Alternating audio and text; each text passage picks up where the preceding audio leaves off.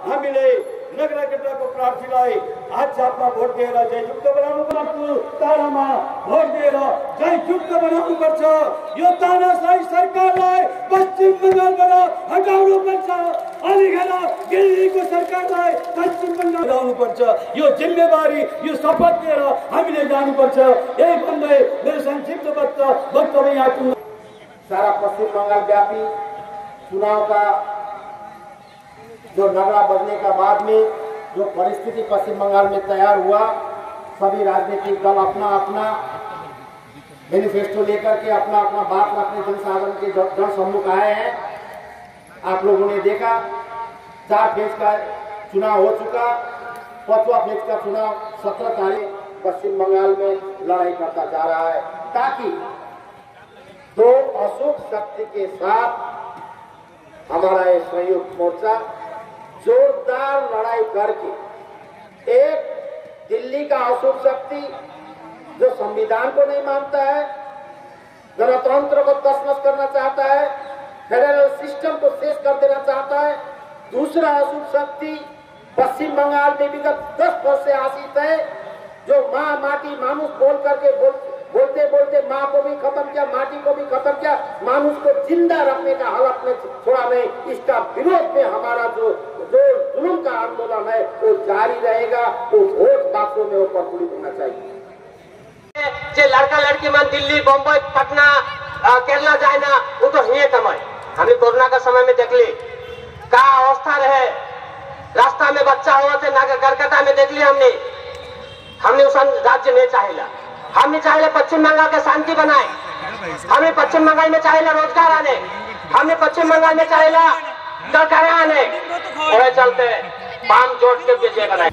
चुनाव के मैदान में हम वाम मोर्चा, कांग्रेस, आईएसएफ, रोजी का सवाल हो, महंगाई का सवाल हो,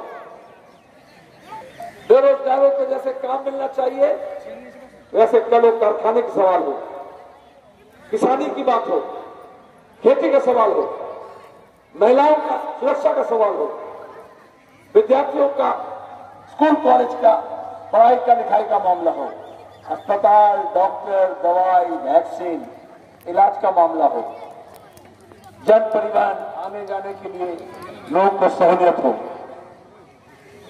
लेकिन देश चलाने वाले भाजपा और राज्य चलाने वाले तृणमूल कांग्रेस वो ये चाहते हैं कि अगर बेरोजगारी के बारे में बात करेंगे तो उनके लिए बोलने के लिए कुछ नहीं है। अगर वो महंगाई के बारे में बात करेंगे तो उनके तरफ ही इशारा करेंगे। ये माइक तो देश की स्थिति की तरह है। कभी हमारे देश के प्रधानमंत्री और मुख्यमंत्री को जब चुनाव आता है तो बहुत कुछ बोलने के लिए बात आती है, और जब लोग भूखमरी में मरते हैं तो उनकी आवाज को सुनने को नहीं मिलता।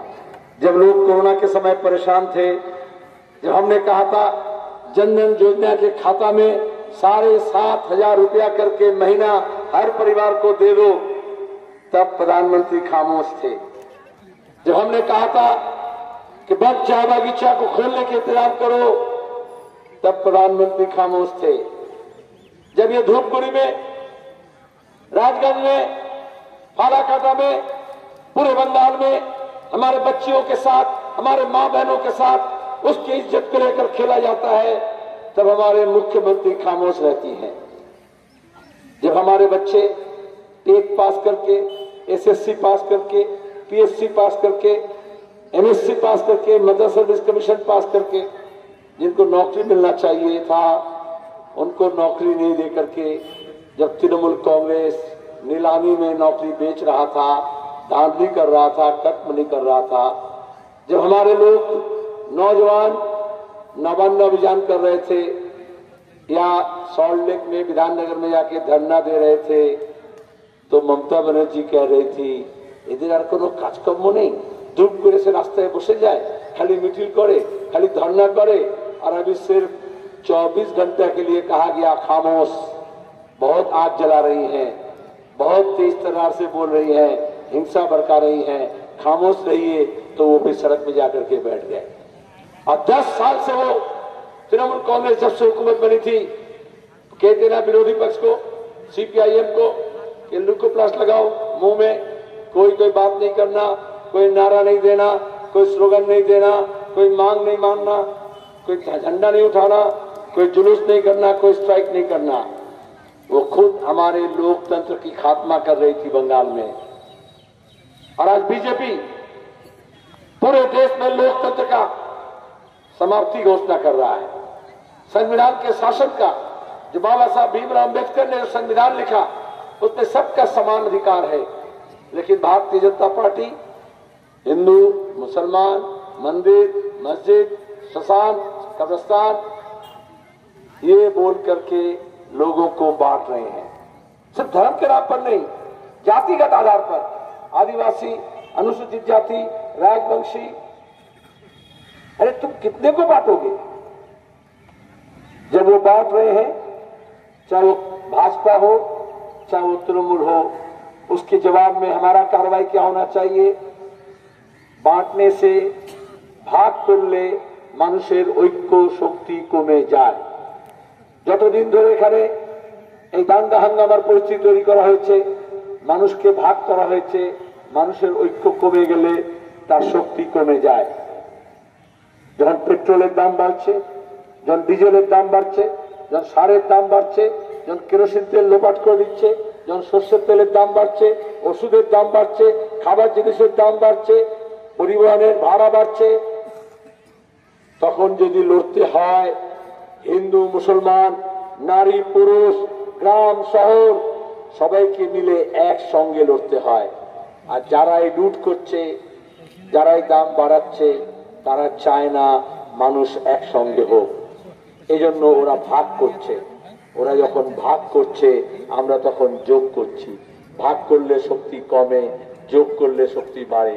এজন্য দেখলেন তেরঙ্গা ঝান্ডা, লাল ঝান্ডা, বাম মোর্চা, কংগ্রেস, তার সঙ্গে আইএসএফ, আমরা একসঙ্গে হয়েছি, আমাদের শক্তি বেড়েছে। আর ওরা নিজেদের মধ্যে মারামারি করেছে, নিজেদের মধ্যে ভাগাভাগি করেছে, নিজেদের মধ্যে বেচাকেনা করেছে, ওদের শক্তি কমেছে। এই বিজেপি আর কংগ্রেস, তৃণমূল কংগ্রেস একসঙ্গে মিলে বলেছিল লাল হটাও দেশ বাঁচাও। লাল হটলো, কিন্তু দেশ বাঁচেনি। এজন্য আজকে দেশ বাঁচানোর জন্য আজকে সবাই মিলে আবার বলছে যে দেশকে বাঁচাতে হয় তাহলে লালকে ফেরাতে হবে। দেখেছেন দিল্লিতে কৃষকদের সংগঠনরা মিলে 300 সংগঠন একসঙ্গে মিলে লড়াই করছে। মোদী সরকার কালা কানুন নিয়ে এসে কৃষকদের জীবনটাকে, কৃষকদের জীবিকাকে ধ্বংস করছেন।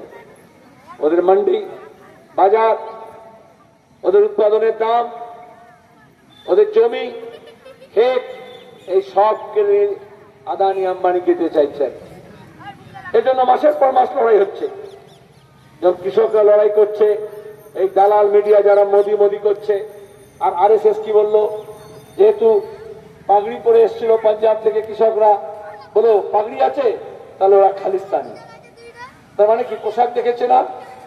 এই যে কংগ্রেস নেতা বলছিলেন, এইরকম যখন নাগরিকতা সংশোধনী আইনের বিরুদ্ধে, এনপিআর এর বিরুদ্ধে, এনআরসির বিরুদ্ধে, ডিটেনশন ক্যাম্পের বিরুদ্ধে আমরা লড়ছিলাম, বলল লুঙ্গি দেখলে চেনা যায়। বলেনি? ওই বিজয় কি বলেছিল, মুড়ি খায়, চিড়ে খায়, ওই খাবার দেখলে চেনা যায়।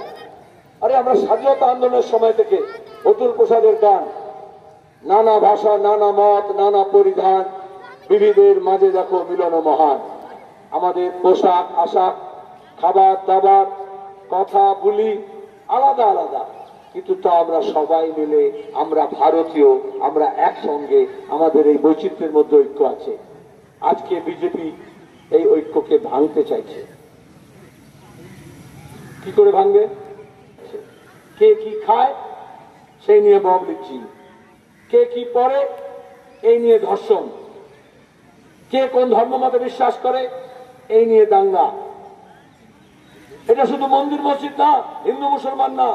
হাতরাসে দেখেছেন দলিত কন্যা, তপস্বী জাতির মেয়ে, এই করোনার সময়, লকডাউনের সময় তাকে এই বিজেপির লোকেরা ধর্ষণ করলো, তার জিভ কেটে দিল যাতে কিছু কথা না বলতে পারে, তার শির দ্বারা হাড় ভেঙে দিল। শুধু কি তার হাড় ভাঙলো? শুধু কি তার জিভ কাটলো? আমাদের এই খবরের কাগজ, টেলিভিশন চ্যানেলগুলোর জিভ কেটে দিয়েছিল। 15 দিন কেউ কোনো খবর দেয়নি, সব চেপে গিয়েছে। আজকে মোদি করছে। লকডাউনের সময় তখন এই হোয়াটসঅ্যাপে, সোশ্যাল মিডিয়ায় যখন আমরা জানালাম, টুইটারে জানালাম, তখন লোকে জানলো। ওই মা মেয়ের মুখ দেখতে চাইছিল, চিকিৎসা হয়নি, মারা গিয়েছে মেয়েটা। সেই মায়ের সামনে থেকে যোগীর পুলিশ ডেড বডি নিয়ে পেট্রোল ঢেলে পুড়িয়ে দিয়েছে, সৎকার পর্যন্ত করতে দেয়নি। এরা বলছে এখানে অন্যায় হবে না। অন্যায় হতে দেখেছেন, বিজেপির নেতা ধর্ষণ করেছে তপস্বিনী মেয়েকে, বাপ অভিযোগ করেছে গোটা বংশকে নির্বংশ করেছে। জামিনে বেরিয়ে এসে গুলি করে মেরেছে বাবাকে, ট্রাক দিয়ে চাপা দিয়ে কাকাকে মেরেছে। যে সাংবাদিক তার পক্ষে কথা বলেছে তাকে অ্যারেস্ট করেছে, যে উকিল তাদের হয়ে লড়তে গিয়েছিল তাকে জেল দিয়েছে। দিনে 8 বছরের মেয়েকে আবার ওই যোগী রাজত্বে হাতরাসে ধর্ষণ করেছে 3 জনে মিলে। আর তারপরে জামিন পেয়ে আসামি বেরিয়ে এসে ওর বাবা অভিযোগ করেছিল কেন তাকে খুন করেছে। আর তার আগে এটা আমাদের রাজ্যে ছিল না, কিন্তু তৃণমূল কংগ্রেস যেমন খাল কেটে কুমির এনেছে, মহল্লায় একসাথে শান্তিতে ছিলাম। আজকে অশান্তির শক্তি শীতলকুচিতে দেখেছেন, কেন্দ্রীয় বাহিনী গুলি করে 4 জনকে মেরে দিল। কোন দুঃখ প্রকাশ হলো না কারোর তরফ থেকে। আমরা বললাম তদন্ত হওয়া দরকার, কে মারলো, কেন মারলো, নানান রকমের গল্প বেরোচ্ছে। আর সেটা দাঁড়িয়ে বিজেপির সভাপতি শীতলকুচি আরো হবে, আরো খুন হবে। ইলেকশন কমিশনের উচিত তার কান ধরে তাকে নির্বাচন থেকে বার করে দেওয়া, যে তুমি বক্তৃতা করবে না, এই হিংসা ছড়াবে না। মমতা ব্যানার্জিকে 24 ঘন্টার জন্য মুখ বন্ধ করতে বলেছেন। আমরা বলেছি, দাবি করেছি সেদিনই প্রধানমন্ত্রী এবং মুখ বন্ধ করতে বলতে হবে। ওরা যতবার মুখ খুলছেন ততবার মানুষের কাছে মিথ্যে কথা বলছেন, মিথ্যা প্রতিশ্রুতি দিচ্ছেন, আর হিন্দু মুসলমানের ভাগাভাগি করার চেষ্টা করছেন। আমরা লোকসভা নির্বাচনে দেখেছি, লোকসভা করলো ভোট না, ইন্ডিয়া পাকিস্তানে বলে যুদ্ধ হবে। তারপর কি হলো? ভোট হয়ে গেল। বিজেপিকে প্রশ্ন করবো না, কে আরডিএক্স নিয়ে এলো, তদন্ত করো, ধরে তাকে, তার জন্য খুন হলো। बोले नहीं, आप सवाल नहीं पूछ सकते, मोदी जी से सवाल नहीं पूछ सकते, सवाल नहीं पूछ सकते, तो फिर लोकतंत्र का मतलब क्या है? हम चुनाव में वोट देकर अपने प्रतिनिधि चुनते हैं, उसने कहा होता है। 2014 में यही भाजपा कही थी का काम होना चाहिए था, तो मोदी जी को तो खुद से बोलना चाहिए था कि हम अच्छे दिन लाएंगे, बोले थे। पूरा अच्छा दिन ले लाए, आधा अच्छा दिन लाए है, 5 करोड़ में 2 करोड़ दिए है। कहाँ भैया नौकरी? बैंक में, इंश्योरेंस में पदक्षेप নিয়েছে, যেমন দিল্লি সরকার তেমনি রাজ্যের সরকার। আমাদের রাজ্যে লক্ষ লক্ষ পদ খালি আছে। আমরা যখন 2011-তে বামফ্রন্ট সরকার চলে গেল, তখন 7.5 লক্ষ লোক সরকার থেকে মাইনে পেত, এখন 4 লক্ষ। তাহলে 3.5 লক্ষ এভাবে পার্ট টাইম, এভাবে ঠিকা, এভাবে মাস্টার রোল।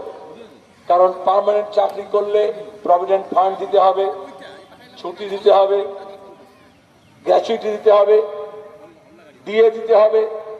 ওরা বলছে সব দেওয়ার দরকার নেই। তাহলে তো আমাদের আয় কমে গেল। একদিকে আয় কমছে, কম টাকায় কাজ করতে বলছে, আর সেই দেখে প্রাইভেট কোম্পানিগুলো তারা বলছে সরকার যখন কম টাকায় কাজ করাচ্ছে 5,000 6,000 টাকায়, तो अमियों तो पेट्रोल डीजल 40 रुपया लीटर हो जाएगा, बोले नहीं? और अभी कितना कीमत है? लीटर 100 रुपया छू रहा है। सरसों का तेल कभी 150 रुपया लीटर सुने थे। गैस का कीमत 1000 रुपया हो रहा है, और मोदी जी बोलते हैं हम फ्री में सिलेंडर दे रहे हैं। झूठ होता कि नहीं होता है? जैसे ममता बनर्जी बोली थी जब रेल मंत्री बनी थी, अरे पूरा उत्तर बंगाल में हम कारखाना बना देंगे। कहां गया रेल, कहां गया कारखाना? 10 साल में एक भी कारखाना नहीं हुआ। और आप भाजपा से पूछो, 7 साल दिल्ली में सरकार है, कोई नया कारखाना बना, कोई उद्योग लगा, कोई धंधा हुआ? जब पिछले बार विधानसभा का चुनाव था तो यही निर्मला सीतारमण, आज जो वित्त मंत्री है, उस समय वाणिज्य मंत्री थी, ममता बनर्जी और निर्मला सीतारमण के अंदर कितना कंपटीशन हो रहा था कि चाय बगीचा के मजदूर के लिए, चाय बागान के लिए, चाय उद्योग के लिए इनका आंसू थम नहीं रहा था। आज जब वोट हो गया उसके बाद और याद रहा, अब लड़ना पड़ता है, तब सब यूनियन एक साथ होना पड़ता है। जैसे किसान सब इकट्ठा हुए तब वो सरकार के पास मांग रख पा रहे हैं, नहीं तो लाठी चलाकर, गोली चलाकर, जाल कमान से देके भगाड़ देर लगा देता है। उसी तरह से मजदूर भी जब एक साथ होता है तो अपना हक के लिए वो लड़ सकता है। और संयुक्त मोर्चा उसी की निशानदेही कर रही है, जहां हम सब लोग इकट्ठा हुए। जो भी भाजपा के साथ सामने सर नहीं झुकाएंगे, तृणमूल के पास नहीं बिकेंगे, वो सब लोग एक साथ हो रहे हैं। আদিবাসী, নেপালি, বাঙালি, হিন্দিভাষী, বাংলাভাষী, হিন্দু, মুসলমান, জাত পাত বর্ণের নামে ভাগ করেছিল, মানুষের শক্তি কমে গেছে। সংযুক্ত মোর্চা এই জন্য ঐক্যবদ্ধ হয়েছে। আমরা ঐক্যবদ্ধভাবে নিজের হক যেমন কাটবো, তেমনি বন্ধ বাগানও খুলবো এবং তার সঙ্গে চা শিল্পের যে সংকট আছে সেটা কাটাবো। চা শ্রমিকদের মজুরি বাড়াবো, যেমন অন্যান্যদের মজুরি বাড়াবো, 100 দিনের কাজের মজুরি বাড়াবো এবং আমাদের বেকার ছেলেমেয়েতে কাজ পায় তার জন্য কলকারখানা করবো। আমরা এটা করেছিলাম, আমরাই করতে পারি। ইতিমধ্যে ঘটনাকে কি বলবেন? কিন্তু ওদের সবচেয়ে বেশি তো ওরা ক্ষতিগ্রস্ত হবে। এটা বাঙালি বিহারির প্রশ্ন নয়, এটা হিন্দু মুসলমানের প্রশ্ন নয়। যারা মধ্যবিত্ত, উচ্চ মধ্যবিত্ত, তাদের কাছে সব ডকুমেন্টস কাগজ থাকে। আদিবাসী, তপশিলি, সংখ্যালঘু মুসলমান হোক, গরিব মানুষ হোক, গরিব উচ্চবর্ণের হিন্দু হোক, যে যত খেটে খাওয়া মানুষ, যে যত মাইগ্রেন্ট এক জায়গা থেকে আরেক জায়গায় যায়, তার তো জমি জায়গা কাগজ থাকে না। চা বাগানে তো জমির মালিকানা দেয়নি ব্রিটিশ জমানা থেকে। আর আমরা এই জন্যই তো অপারেশন বর্গা করেছিলাম, এই জন্যই আমরা মানুষকে পাট্টা দিয়েছিলাম এবং এই জন্য চা বাগানেও আমরা জমিকে পাট্টা দেওয়ার কথা বলেছিলাম। গ্রামকে, চা বাগিচার গ্রামকে, বস্তিকে আমরা পঞ্চায়েত এলাকার মধ্যে নিয়ে আসতে চেয়েছিলাম, নিয়ে এসেছিলাম। এবং এমনকি বন্ধকার যে চা বাগান যেটা উঠে গেছে, বন্ধ হয়ে গেছে, তারও জমি আমরা বলেছিলাম শ্রমিকদের হক আগে আছে, যারা ওখানে বংশ পরম্পরা আছে। কিন্তু তা না দিয়ে তৃণমূলীরা নিজের মধ্যে এইসব জমিগুলো লুটপাট করছে। শীতলকুচি ঘটনা আমরা এজন্য এনআরসির বিরুদ্ধে একজন লোককেও ডিটেনশন ক্যাম্পে পাঠাতে দেব না। আর আসাম থেকে মানুষ শিক্ষা নেবে, বাংলায় জন্য বিজেপিকে আনবে না। আর মমতা এটাকে রুখতে পারবেন না, কারণ উনি নিজে আর ভাইপোকে বাঁচানোর জন্য বিজেপির কাছে ইতিমধ্যে আত্মসমর্পণ। আচ্ছা, শীতলকুচি ঘটনা को लेकर किसको जिम्मेदार मानते हैं आप? जो गोली चलाया पहला बात है, उसकी जिम्मेदारी है। सीधा सीधी होता है ना, जो गोली से 4 लोग मारे गए, तो लेकिन गोली चलाने का हुक्म कौन दिया? आज तक कोई जिम्मेदारी क्यों नहीं ले रहा है? और तीसरी बात है, सेंट्रल फोर्स के पास बंदूक है, बीजेपी के नेता क्यों बोलते हैं सीना में गोली चलाना पड़ेगा, पैर में नहीं ऊपर में चलाना पड़ेगा, आरो शीतलकुची कर दो? इसका मतलब है सीधा सीधी आरएसएस और बीजेपी का प्रोवोकेशन था। और दूसरी तरफ तृणमूल कांग्रेस लोगों को गर्म कर रही है। प्रधानमंत्री, मुख्यमंत्री खुद बोली है, तो ये इसको बोलते हैं राजा राजा युद्ध है, उल्लू खगड़ा प्राण जाए। ये प्रधानमंत्री, गृह मंत्री, मुख्यमंत्री अपने वोट के बाजार गर्म करने के लिए लोगों के दिमाग को और ये सिक्योरिटी फोर्स के दिमाग को भी बरगला रहे हैं, और उसका नतीजा है लोगों का जान। अच्छा, एक आनंद बर्मन भी मारे गए। কেন্দ্রীয় বাহিনী তাহলে কি বিজেপির কথাই চলছে? আমি তো বলছি না, বিজেপি নেতারা কি বলছে? শীতলকুচি আরো হবে, দিলীপ ঘোষ কি করে বলতে পারে? বলেছে কি? তাই বলেছে। শান্ত বলে কোথায় গুলি চলবে? আমি এই জন্য কলকাতায় সেদিনই প্রেস কনফারেন্স করে বলেছি, বন্দুকটা বাহিনীর হাতে, তো ট্রিগারটা কার হাতে? কোথায় নিশানা করতে হবে বিজেপি নেতা কি করে বলতে পারে? তাহলে কুছ কালা হ্যাঁ।